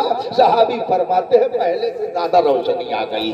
ذرا آپ بھی تو کسی کی آنکھ میں تھوک کر کے دیکھیے، مارے گا ایک تماچا آپ کی آنکھ نکل آئے گی۔ یہ میرے مصطفیٰ کے لعاب مبارک کی برکت ہے۔ ایک صحابی رسول نبی کی بارگاہ میں پہنچے، عرض کرتے ہیں یا رسول اللہ ہمارے علاقے میں ایک کنواں ہے، اس کا پانی کھارا ہے، پینے کے قابل نہیں ہے۔ میرے آقا نے یہ نہیں فرمایا کہ میرے گھر کوئی شوگر فیکٹری ہے کیا کہ چل کر کے 2-4 ٹن اس میں شکر ڈال دوں اور پورا کنواں میٹھا ہو جائے، میں کیا کر سکتا ہوں۔ میرے آقا نے یہ نہیں فرمایا۔ اٹھا کر کے حدیثوں کی کتابیں پڑھیے، میرے آقا فرماتے چلو میں چلتا ہوں۔ میرے آقا صلی اللہ علیہ وسلم اس کنویں کے پاس تشریف لے گئے اور اس کنویں میں آپ نے اپنا لعاب مبارک ڈال دیا۔ لعاب مبارک ڈالنا تھا کہ پورے کنویں کا پانی میٹھا ہو گیا، پورا کنواں میٹھا ہو گیا۔ اللہ اکبر، میرے آقا کی یہ شان ہے، یہ ان کی عظمت ہے کہ پوری کائنات کو رب نے ان کے ہاتھ میں رکھ دیا ہے۔ اسی لیے شاعر کہتا ہے مالک کونین ہے گو پاس کچھ رکھتے نہیں، 2 جہاں کی نعمتیں ہیں ان کے خالی ہاتھ میں۔ اب جس کو جو لینا ہو نبی کے در کا غلام بن جائے پاتا رہے گا۔ یہ بتائیے بسوں پہ لکھا رہتا ہے کہ نہیں لکھا رہتا ہے کہ سب کا مالک لکھا رہتا ہے نا؟ اچھا وہ صرف مسلمان ہی کی بس میں لکھا رہتا ہے کہ غیر مسلموں کی بھی؟ سب کی بس میں لکھا رہتا ہے، مسلموں کی بھی بس میں لکھا رہتا اور غیر مسلموں کی بس میں بھی لکھا رہتا ہے۔ وہ بھی کہیں گے سب کا مالک، کہتے ہیں نا، کہتے ہیں، وہ بھی کہتے ہیں سب کا مالک ایک ہے، کہتے ہیں نا۔ اور اگر آپ نہیں مانو گے تو ہم قرآن سے ثبوت دیں گے۔ قرآن میں اللہ نے ارشاد فرمایا ہے اے میرے رسول وَلَئِن سَأَلْتَهُم مَّنْ خَلَقَ السَّمَاوَاتِ وَالْأَرْضَ لَيَقُولُنَّ اللَّهُ، اگر ان مشرکوں سے پوچھو جو تمہارا کلمہ نہیں پڑھتے ہیں، وَلَئِن سَأَلْتَهُم، اگر ان سے پوچھو مَنْ خَلَقَ السَّمَاوَاتِ وَالْأَرْضَ، زمین اور آسمانوں کو کس نے بنایا ہے، لَيَقُولُنَّ اللَّهُ، تو وہ بھی کہیں گے اللہ نے بنایا ہے۔ یہ قرآن کہتا ہے۔ تو سب کہتے ہیں کہ مالک خالق ایک ہے۔ بتاؤ سب مسلمان ہیں کہ نہیں؟ جتنے لوگ کہیں سب کا مالک ایک ہے سب مسلمان ہیں؟ سوچ سمجھ کے بولیے گا بھائی، گڑبڑ نہ ہونے پائے۔ سب مومن ہیں؟ نہیں۔ کیوں نہیں ہے؟ کہہ تو رہے ہیں کہ سب کا مالک، تو اس کا مطلب نہیں آپ نے سمجھا کہ یہ خدا کا دعویٰ کرنے سے کوئی مومن کچھ لوگ کہتے ہیں خدا کو مانو ان کے علاوہ کسی کو نہ مانو، وہ ایمان نہیں دے رہے ہیں، وہ کفر دے رہے ہیں۔ کلیئر کٹ سن لیجئے، خدا تک پہنچنے کا ذریعہ مصطفیٰ کی ذات ہے، خدا کو پانے کا وسیلہ مصطفیٰ جان رحمت کی ذات ہے۔ سب کہتے ہیں سب کا مالک ایک ہے، اگر اس کہنے سے مسلمان ہو جائیں تو دنیا میں کوئی غیر مسلم رہے گا ہی نہیں، سب مسلمان ہوں گے۔ لیکن آپ ان کو مسلمان نہیں کہتے ہیں۔ کیوں نہیں کہتے ہیں؟ اس لیے کہ وہ کہتا تو ہے کہ سب کا مالک ایک ہے، سب کو اللہ نے پیدا کیا ہے، لیکن رسول اللہ کو نہیں مانتا ہے۔ تو اس کا مطلب ہے کہ اگر آج کوئی صبح سے شام تک یا اللہ یا اللہ یا اللہ یا اللہ کا گھنٹے نماز پڑھے، 5 وقت کے بجائے 75 وقت کی نماز پڑھے، لیکن اگر وہ یہ کہتا ہے کہ میں مصطفیٰ کو نہیں مانتا تو وہ زندگی بھر اپنی عبادت کو وہ اس طریقے سے ادا کرتا رہے، سب اس کے منہ پر پار دی جائے گی، ایک بھی رب کی بارگاہ میں قبول نہ ہوگی۔ اس لیے کہ بخدا خدا کا یہی ہے در، نہیں اور کوئی مفر مقر، جو وہاں سے ہو یہی آ کے ہو، جو یہاں نہیں تو۔ جبریل علیہ الصلوۃ والتسلیم نے جو پیارا عقیدہ ہم کو دیا ہے، یہ بتائیے کیا اس عقیدے کو آپ نے ابھی نہیں سنا؟ ہو سکتا ہے بیان کیا گیا ہو۔ حضرت آمنہ کیا فرماتی ہیں کہ جب میرے گھر میں محمد عربی کی ولادت ہوئی تو ایک نور چمکا، اور میں نے اس میں محل کہاں کے دیکھ لیے؟ ملک شام کے، بڑا نا۔ اور یہ بھی میں نے دیکھا کہ ایک جھنڈا کہاں لگایا گیا؟ مشرق میں۔ ایک جھنڈا کہاں لگایا گیا؟ مغرب میں۔ اور ایک جھنڈا کہاں لگایا گیا؟ خانہ کعبہ کی چھت پر لگایا گیا نا۔ اب یہ بتائیے کہ حضرت آمنہ افضل ہیں کہ میرے آقا؟ بہت سوچ سمجھ کے بولیے گا۔ ماں افضل ہے کہ وہ بیٹا؟ حضرت آمنہ افضل ہیں کہ ہمارے آقا؟ بولیے بھائی، اس میں ڈریے نہیں، ایمان رو سے بولیے۔ پوری کائنات میں سب سے افضل ہمارے، اس میں کون سی ڈر کی بات بھائی؟ اگر تورے لوگ غلط کچھ بولیے تو ہم کچھ کہہ پائی بھائی، اکیلے ہیں نا۔ ہاں ادھر دیکھو گڑھا اڑا کون ہے اور بھر بھر چھوڑ کے تورے لوگ، تو جب ہم نہیں ڈرائے تھے تو لوگ کہاں ڈرا تھے؟ پوری کائنات میں سب سے افضل ہمارے آقا ہیں۔ آپ کہیں گے کیسے؟ اس کو سمجھ لیجیے، عقیدے کا مسئلہ ہے، اس کو بھولیے گا نہیں کبھی۔ کتنے نبی دنیا میں تشریف لائے؟ 1,24,000 کم و بیش 2 لاکھ آئے نا۔ اب آگے مجھ سے سن لیجئے کہ اس زمانے میں جب نبی اور رسول آتے تھے تو ایسا ہوتا تھا کہ ان کا ایریا بٹا ہوتا تھا، ایک ایک علاقے کے اندر ایک ایک نبی، ایک علاقے میں ایک نبی۔ مثلا سنت کبیر نگر ایک ضلع ہے تو اس ضلع کے ایک نبی، بستی ایک ضلع ہے اس ضلع کے ایک نبی، سدھارتھ نگر ایک ضلع اس ضلع کے ایک نبی، فیض آباد ضلع اس ضلع کے ایک نبی، وغیرہ وغیرہ ایسے ہی ہوتے تھے۔ ہر علاقے کے الگ الگ نبی ہوتے تھے، اور ایک ایک وقت میں مختلف علاقوں میں 20 25 نبی ہوتے تھے۔ لیکن عقیدے کا مسئلہ سن لیجئے کہ جو جس علاقے کا نبی بنا کر کے بھیجا جاتا، اس علاقے کے جتنے لوگ ہوتے وہ نبی ان میں سب سے افضل ہوتا۔ بات سمجھ رہے ہیں نا؟ اگر ایک شہر کا نبی ہے تو اس شہر میں اس سے زیادہ کوئی عقل والا نہیں، اس سے زیادہ کوئی علم والا نہیں، اس سے زیادہ کوئی حسن والا نہیں، اس سے زیادہ کوئی کمال والا نہیں۔ جو جس ایریے کا نبی ہوتا اس ایریے میں سب سے افضل ہوتا۔ یہ عقیدے کا مسئلہ ہے۔ تو اگر ایک ایریے کا نبی تو اس ایریے میں سب سے افضل، ایک شہر کا نبی تو اس شہر میں سب سے افضل، ایک ملک کا نبی تو اس ملک میں سب سے افضل، تو جو پوری کائنات کا نبی ہوگا کیا ہوگا؟ وہ سب سے یہی تو اعلیٰ حضرت کہتے ہیں۔ کچھ لوگ چڑ جاتے ہیں اعلیٰ حضرت کے نام پر۔ اعلیٰ حضرت یہی تو کہتے ہیں سب سے اولا و اعلیٰ ہمارا نبی، سب سے بالا و والا اپنے مولا کا پیارا ہمارا نبی، سارے عالم کا دولہا ہمارا نبی۔ اگر ایک ایریے کا نبی ہے تو اس ایریے میں سب سے افضل ہوگا، تو جو پوری کائنات کا نبی ہے وہ پوری کائنات میں سب سے افضل ہوگا۔ ہمارے آقا ساری کائنات کے نبی ہیں، اس لیے ساری کائنات سے اللہ نے ان کو افضل بنایا ہے۔ یاد رکھیے گا، یہ عقیدے کا مسئلہ ہے۔ تو آپ لوگ تو تذبذب میں پڑ گئے کہ حضرت آمینہ افضل ہیں کہ رسول پاک۔ اب بتاؤ، بولو نا کلیئر، کون افضل ہے؟ رسول، ہاں سب سے افضل رسول پاک ہے۔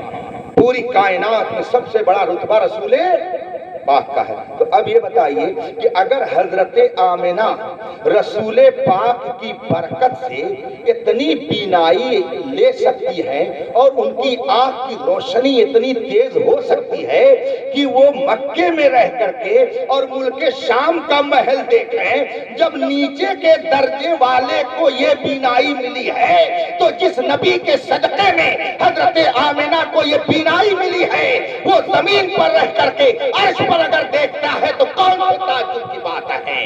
اس لیے مدینے میں رہ کر کے میرے آقا اگر پوری کائنات کو دیکھ رہے ہیں تو اس میں کسی کو تعجب نہیں کرنا چاہیے، اس لیے کہ رسول پاک کو اللہ نے وہ آنکھ دی ہے کہ وہ رہتے ہیں مدینے میں مگر دیکھتے ہیں عرش اعظم پر۔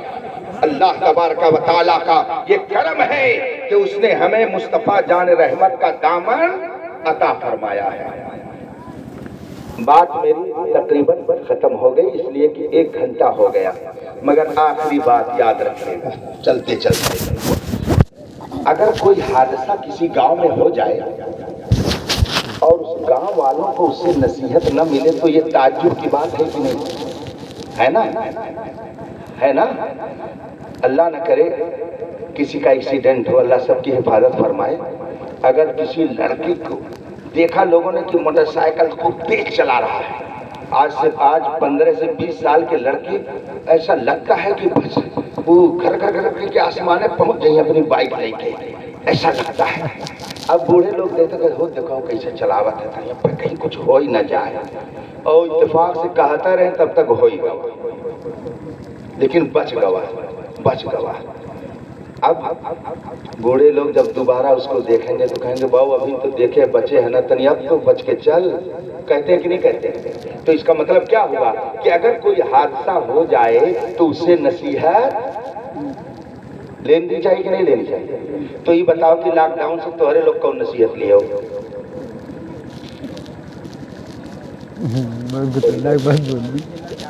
कौन सी नसीहत लिया आपने, बताइए? जगह जगह के तुम्हें थक चुके हैं हंगामे, निशाते लज्जते ख्वाबे गिरा बदल डालो, गलत रवि से मनाजिर का बोध बढ़ता है, मुसाफिरों रवि से कारवां बदल डालो। हमसे कहा जाता है इस्लाह पर तकरीर कीजिए, ऊँट रे ऊँट तेरी कौन सी कल सीधी, बताओ कौन चीज की इस्लाह करी हम, कौन चीज की इस्लाह करी? ईमान से बोलिएगा, लॉकडाउन से आपने क्या नसीहत किया? बोलिए। अगर कोई बड़ा इनकलाब आ जाए, कोई हादसा हो जाए, अगर उससे नसीहत न ली जाए तो बड़ी महरूमी की बात होगी। ये जो वाकयात, जो हादसात, लॉकडाउन के दरमियान जो कैफियत हमारे और आपके सामने गुजरी हैं, जिंदगी में कभी आप लोगों ने सुना या देखा था? ऐसा हुआ था कभी? हम तो समझते हैं कि हजरत नूह अलैहिस्सलाम के पहले का जमाना भी अगर पढ़ लिया जाए तो शायद इस जमाने में भी ऐसा न मिले कि एक ही तारीख, एक ही दिन में पूरी दुनिया अपनी जगह पर ठप। हुआ है कि नहीं हुआ? पूरी दुनिया अपनी जगह पर, लाखों लोग उम्रा करने से महरूम, हज करने से महरूम, खाने काबा की ज़ियारत से महरूम, गुंबदे खजरा की ज़ियारत से महरूम, हत्ता की मोहल्ले की मस्जिद में जाने से जगह जगह के तुझे थक चुके हैं हंगामे, निशाते लज्जते ख्वाबे गिरा बदल डालो। आप कहते हैं उलमा को इस्लाह की बात करनी चाहिए, ये हंगामे के आपकी इस्लाह के लिए काफी नहीं है क्या? इससे आपको नसीहत नहीं लेनी चाहिए? आप बताइए कि इन हालात से आपने क्या सीखा? मेरा नौजवान जैसे कल बिगड़ा था वैसे ही क्या इनके अंदर तब्दीली आई, जरा बताइए। कुछ तब्दीली आई? ये कल भी पबजी बैठ करके गांव के पुलिया पर 12 बजे रात तक खेलता था और आज भी खेलता है। कोई तब्दीली आई? कल भी ये मारपीट करता था और आज भी, कल भी थाना पुलिस कोतवाली में लगा रहता था और आज भी। आप खलीलाबाद चले जाइए, सिलकोट में, कोर्ट जाकर के देखिए, जितनी निकाब पोश औरतें नजर आएंगी उसके मुकाबिल में गैर निकाब पोश औरतें कम नजर आएंगी। आज भी इनके मुकदमा बाजी का जज्बा वही है, आज भी खुराफात का जज्बा वही है, आज भी इनके अंदर बेहयाई और बेगैरती वही है, आज भी इनके अंदर बदतमीजी वही है, आज भी माँ बाप को सताने का तरीका वही है, आज भी मस्जिदों से दूर रहने का तरीका वही है। आएगी कयामत तब समझ में आएगा। क्या इससे नसीहत नहीं मिलती है कि जब भले दिन हो, अच्छे दिन हो तो उसमें अल्लाह को याद किया जाए, ताकि जब गड़बड़ दिन में आए तो उसमें रो करके अपने दिल की आह को उसकी बारगाह में पहुंचाया जाए। क्या ये नसीहत लेने का वक्त नहीं आया? कब आदमी नसीहत लेगा? और सबसे बड़ी नसीहत तो और सुन लो, अगर कोरोना लड़के को हो गया तो बप्पा की मोहब्बत अपनी जगह, माँ की ममता اپنی جگہ، بھائی کا پیار اپنی جگہ، بہن کی محبت جئی ہے نہ ہی ہو کے لگے. غلط کہیں تو ہو؟ یعنی آپ بتائیے غلط بات ہے، صحیح ہے نا؟ کیا اس سے آپ نے نصیحت نہیں لی؟ عقل والے حالات سے نصیحت لیتے ہیں، دل و دماغ والے حادثات کو دیکھ کر کے اپنی راہ متعین کرتے ہیں. ایک کورونا آیا، ماں کی محبت دھری رہ گئی، نہیں جی ہوں باہو مرہو نہ ہوئی جا، نہیں ہوتا ہے. یہی ہوا ہے. کتنے لوگوں کو میں جانتا ہوں، بہن مر گئی، بھائی جنازے میں نہیں آیا، کیا کورونا نہ ہو جائے. آہا، قرآن نے قیامت کے لیے فرمایا ہے، 30واں پارہ ہے. میرے نوجوانوں قرآن پڑھو، اللہ سے اپنا رشتہ مضبوط کرو، مصطفیٰ کی غلامی کا پٹا گلے میں مضبوطی سے ڈال لو. یہ دنیا تمہیں زندہ نہیں رہنے دے گی اگر تم نے صحیح ڈھنگ سے اپنی زندگی گزارنے کا سامان فراہم نہ کیا. ماں باپ کے بارے میں قرآن نے فرمایا ہے، 30واں پارہ ہے، اٹھا کے پڑھو. اللہ فرماتا ہے یوم یفر المرء من اخیہ وامہ وابیہ وصاحبتہ وبنیہ. قیامت کے دن جب قیامت قائم ہوگی تو ہوگا کیا؟ بھائی اپنے بھائی سے بھاگے گا، ماں اپنی بیٹی سے بھاگے گی، ماں اپنے بیٹے سے بھاگے گی، باپ اپنے بیٹے سے بھاگے گا، بیوی اپنے شوہر سے بھاگے گی. یہ قیامت کا دن ہوگا. لیکن یہ منظر کورونا میں لوگوں نے اپنی آنکھوں سے دیکھ لیا کہ بیٹا بھاگ رہا ہے ماں سے، ماں بھاگ رہی ہے بیٹے سے. میرے بھائیوں، کیا اس سے آپ کو یہ نصیحت نہیں ملی کہ مصیبت کے وقت میں کوئی کام ہے نا؟ اچھا، اس کورونا میں اللہ نہ کرے کسی کو، اللہ ہمارے ملک کی حفاظت فرمائے، پوری دنیا سے کورونا کا خاتمہ فرمائے. دعا کریے اللہ تعالیٰ ہم سب کی حفاظت فرمائے، ملک کی حفاظت فرمائے. اگر خدا نخواستہ کسی کو کورونا ہو گیا، باپ بھی نہیں جا رہا، ماں بھی نہیں جا رہی ہے، بھائی بھی نہیں جا رہا ہے، فلاں بھی نہیں جا رہا. لیکن مولانا محبت علی صاحب کچھ حکمت کی باتیں جانتے تھے، ڈاکٹری کا ان کو شعور تھا. یہ کچھ طبابت کرتے تھے، کچھ حکمت کے اصول جانتے تھے، کچھ دوائیں جانتے تھے، اور ان دواؤں کو لے کر کے اور اپنی جان ہتھیلی پہ رکھ کر اس کے پاس پہنچ گئے. تمہارا باپ نہیں آ رہا ہے، نہ آئے. تمہاری ماں نہیں آ رہی ہے، نہ آئے. تمہارا بھائی نہیں آ رہا، نہ آئے. چل میں تیرا علاج کرتا ہوں. اور انہوں نے قاعدے سے اس کا علاج کر دیا اور وہ لڑکا ٹھیک ہو گیا. اب بتائیے جب وہ ٹھیک ہو جائے گا تو اس محبت علی کی محبت کا ذکر کرے گا کہ نہیں کرے گا؟ اس کا احسان، اس محبت کا احسان مانے گا کہ نہیں مانے گا؟ وہ کہے گا ارے ٹھیک ہے آپ میرے ابا ہو ٹھیک، لیکن جب میں مصیبت میں تھا تب آپ کام نہیں آئے بلکہ یہ کام آئے ہیں، اور جب یہ کام آئے تو میں انہی کا گن گاؤں گا. میرے بھائیوں ایمان روح سے بتانا، قرآن فرماتا ہے قیامت میں بھائی اپنے بھائی سے بھاگے گا، ماں اپنے بیٹے سے بھاگے گی، دوست اپنے دوست سے بھاگے گا. کوئی کسی کا پرسان حال نہیں ہوگا. مگر یہ بتاؤ کہ مصطفیٰ آپ کے کام آئیں گے کہ نہیں کام آئیں گے؟ مصطفیٰ آپ کی بگڑی بنائیں گے کہ نہیں بنائیں گے؟ مصطفیٰ جان رحمت آپ کی شفاعت کریں گے کہ نہیں کریں گے؟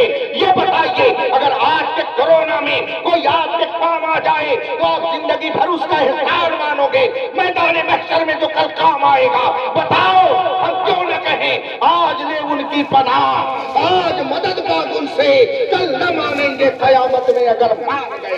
آج مصطفیٰ کی پناہ میں آ جاؤ تاکہ کل میدان محشر میں ان کی شفاعت سے حصہ مل جائے.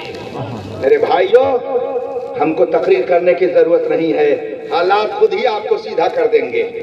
کل تک ہمارے علماء کہتے تھے ڈھول نہ بجاؤ محرم میں، تعزیہ نہ بناؤ، یہ نہ کرو. تو بوڑھے پرانیا کہتے تھے ہاں ہمارا بیٹا مر جائے تو مولانا صاحب آئی ہیں اما جی آوے، نہیں کہتے تھے لوگ؟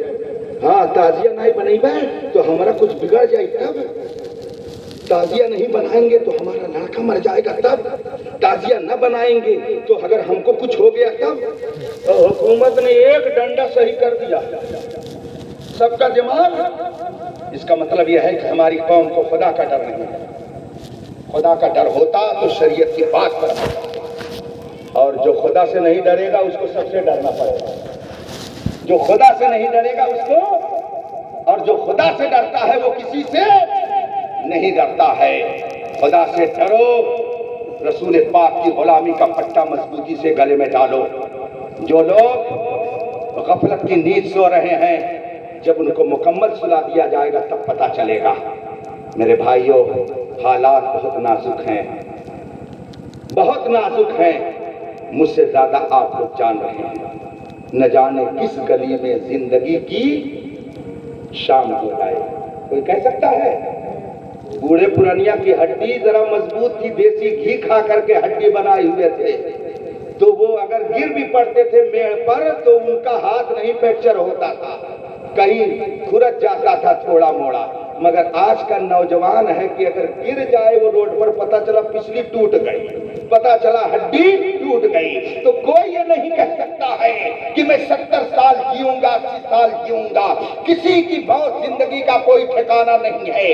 اس لیے ایسے کام کیجئے کہ جب قبر میں جائیے، ماں گھر میں رو دھو کر کے رہ جائے گی، باپ مٹی ڈال کر کے گھر چلا جائے گا، دوست جلدی سے 3 مٹھی مٹی ڈال کر کے اپنی دکان کا شٹر کھول لیں گے. اگر مولانا محمد علی صاحب ہوں گے تو یہ کھڑے ہو کر کے فاتحہ پڑھ دیں گے. اگر کوئی عالم مولانا نہ ہوا تو سب لوگ جلدی سے اپنے گھر چلے جائیں گے. منو بھر مٹی کے نیچے کوئی جانے کے لیے نہیں تیار ہوگا. لیکن اگر مصطفیٰ کی محبت کا چراغ دل میں جل رہا تھا تو قبر میں جب سب چھوڑ کر کے جائیں گے، اعلیٰ حضرت فرماتے ہیں قبر میں لہرائیں گے تا حجم چشمے نور کے، جلوہ فرما ہوگی جب طلعت رسول اللہ کی.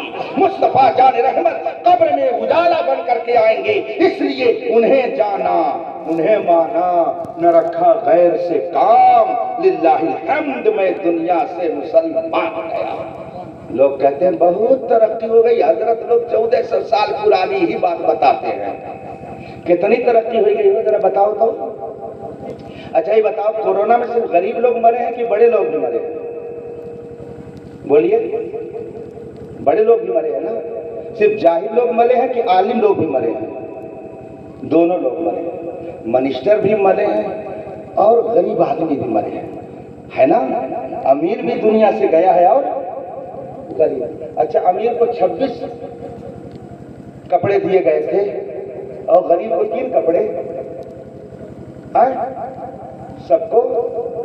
تو کہاں دنیا ترقی کی گئی ہو؟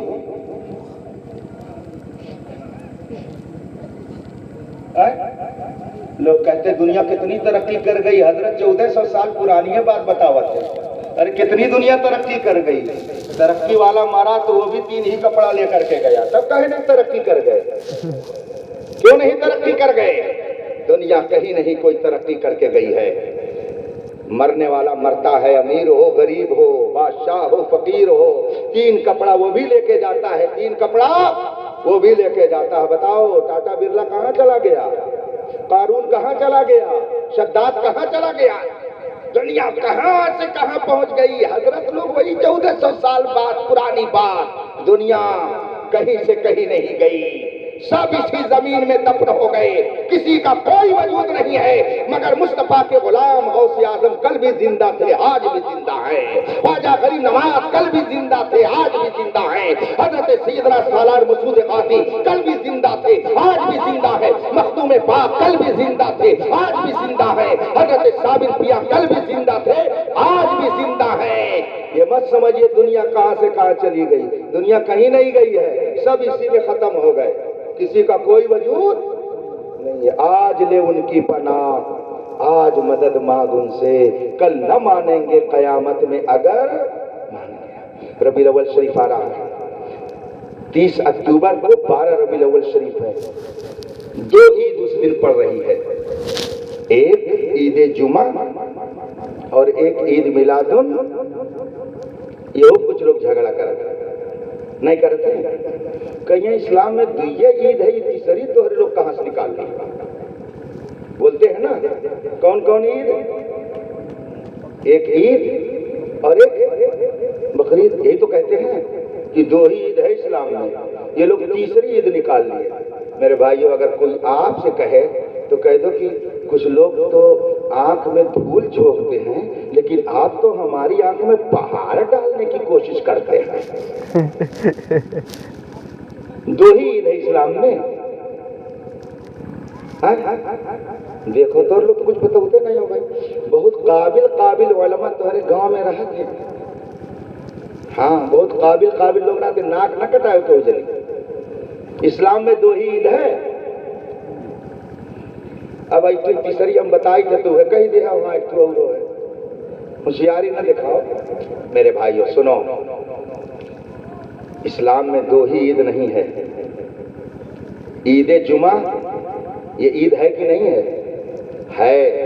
और एक बात और बता दूं, हदीस शरीफ है, हुजूर सरवरे कायनात सल्लल्लाहु अलैहि वसल्लम ने इरशाद फरमाया कि ईद और बकरीद से अफजल ईद जुमा है।